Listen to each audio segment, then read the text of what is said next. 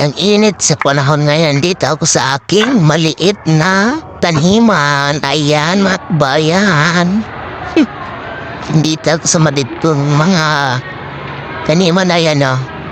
May guyabano, kalamansi, at maliit marami ang tandito. Kalamansi ilang puno to, tatlo. Tapos ayan yung kamyas ko, yan, oh. Ito ang kamyas ko, yan. Kamyas ko yan, malaki na, dati malitang yan. Tapos ayan pa, oh, saging. Tapos mangga, pag lahat ito matatakman so yung saging. Tapos ayan pa. Ay, may mangga din doon, tinaniman ko kasi. Baka gumawa ito sa tabi kasi ng ilog to. Ay, mangga doon. Tapos malunggay. Dami kong tanim dati dito, tapos meron pa ang tanglad. May pinya pa, ang pinya ko nabuhay na, at nasa lilim pa, oh.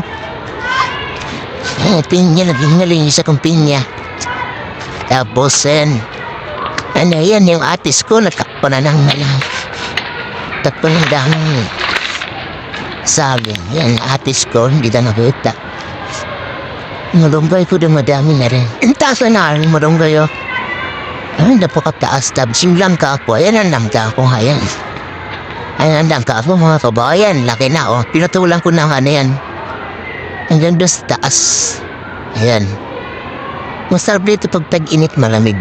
May bunga pa rin kalamansi ko. Kailan-ilan na. Ayun ang lalaki na. Harvesting ko nga.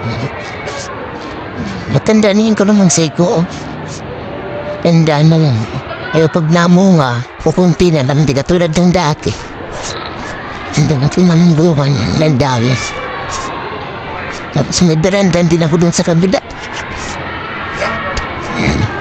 Ayun, aking berandan. Ito ang kalamansi ko, martot lang ito, pero hindi ito ng bunga. Nagre-recover kasi ito kasi munting na ito mamatay. Ang tag-init. Yan ang alam na.